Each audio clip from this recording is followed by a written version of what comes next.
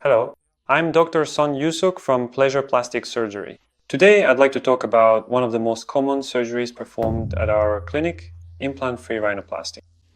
Is implant-free rhinoplasty a no surgery done without implant?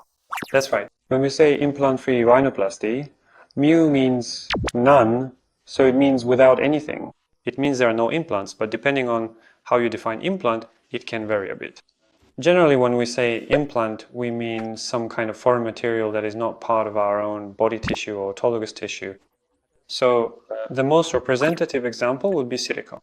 So generally, when we talk about implant-free rhinoplasty, it means a no surgery without silicone. Is surgery easier if there are no implants? You might think so, but that's not necessarily the case. When we perform surgery without implants, we usually don't raise the bridge of the nose, but instead operate on the tip of the nose. For example, if the tip of the nose droops a lot, is too short, or if the nose appears bulbous from the front, these are the main issues we aim to improve. In such cases, since the bridge of the nose remains the same but the position, height or shape of the tip changes, it's very important to ensure that the new tip harmonizes well with the existing bridge. In fact, a great deal of expertise and experience needs to be applied to achieve this. So how smoothly you connect that transition area and how skillfully you shape the tip so that it blends naturally with the existing bridge, these are very important aspects. Some people think that non-implant rhinoplasty simply means surgery on the tip of the nose. Well, having performed this surgery for a long time, I can say that it's actually more complex and requires more delicate techniques than simply calling it a tip surgery would suggest. So I want to emphasize that non-implant rhinoplasty is by no means easier than surgeries that use silicone implants. So, does that mean a nose made with autologous tissue will last a lifetime? At this point, I think we need to divide non-implant rhinoplasty into two main categories. First, there's a type of surgery that focuses mainly on the tip of the nose without changing the height of the nasal bridge. The other is a surgery that also raises the nasal bridge, so we can divide them like this. When it comes to focusing on the tip of the nose, shaping the tip is usually done using cartilage. For example, we use septal cartilage, ear cartilage, or rib cartilage, whether it's your own or donated to build up the support pillar of the nasal tip and shape it. In such cases, since cartilage is used, the shape can be maintained well over a long period of time. And the junction that connects the nasal bridge and the tip is usually also filled in well with cartilage. So you can say that this shape is maintained very well for a long time. However, if the nasal bridge is raised not with silicone, but for example with your own dermis or donated dermis, you will generally see that the height decreases a bit compared to the initial height after the procedure. So it's important to anticipate this in advance and intentionally overcorrect to an appropriate degree, so that even if the height decreases over time, the shape can still be maintained to some extent. In what cases is implant-free rhinoplasty suitable or difficult to perform? Yes, that's correct. Actually, this is something that requires a comprehensive assessment by the doctor, considering the patient's needs and condition, among other factors, before proceeding. There are some people whose glabella area is deeply indented, almost as if it's been pressed in with a thumb. In such cases, you can try to correct the overall shape by adding tissue like cartilage or dermis to the glabella area, or by slightly refining the tip of the nose or the hump and raising it nicely, and then using a dermal injection or filler in the glabella area. As you mentioned, this implant-free nose surgery cannot be applied to everyone. If the nasal bridge is too low, in such cases, it is actually preferable to use silicone.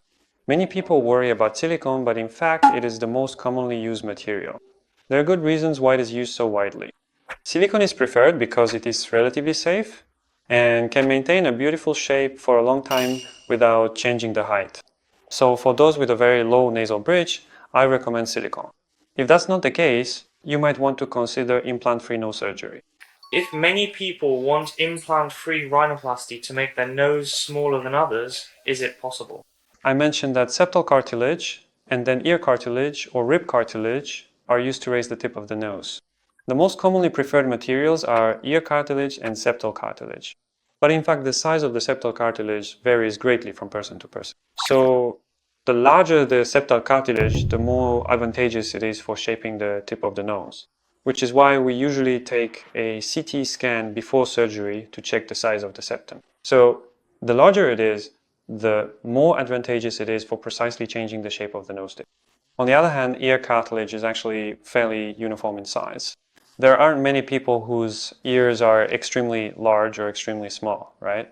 So because there is a certain level of uniformity, you can consider that there aren't significant restrictions or differences between individuals when using ear cartilage.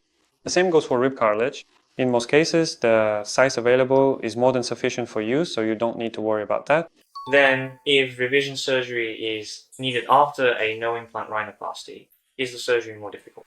First of all, to thoroughly discuss the significant advantages of no-implant rhinoplasty, considering that it doesn't utilize silicone, you can confidently consider that there are absolutely no potential side effects that could possibly arise from the use of silicone. Of course, the likelihood of such side effects occurring with silicone is very low, but still, in rare cases, inflammation or infection can happen, and as a result, contracture may also occur. After using silicone for a very long time, people within the nasal skin may experience issues such as the silicone becoming visible through the skin. Additionally, for those who have used L-shaped silicone in the past, calcification can occur around the implant, which may cause the bridge of the nose to become uneven or bumpy in some cases. So, being free from these various potential side effects is one of the advantages of this implant-free rhinoplasty. Nevertheless, there can still be cases where revision surgery is needed, even after undergoing implant-free rhinoplasty. However, in my experience, I have never had to perform a revision surgery due to inflammation or infection. I've performed thousands of cases, and that's how safe it is. If revision surgery is needed, it's usually due to dissatisfaction with the shape or the height of the nose. Of course, any revision surgery is never easier than the first operation. If the existing structures have been preserved to a reasonable extent, I don't think there are that many limitations when performing the surgery. If there is dissatisfaction with the shape and from a doctor's perspective, there is room for improvement, in most cases that improvement can be achieved. Since I opened my clinic, I think the surgery I've performed the most is this implant-free nose surgery. In a way, our clinic has received a lot of love because of this implant-free nose surgery, so it's a procedure I feel particularly attached to. As I mentioned earlier, this implant-free nose surgery is not as simple as it might seem.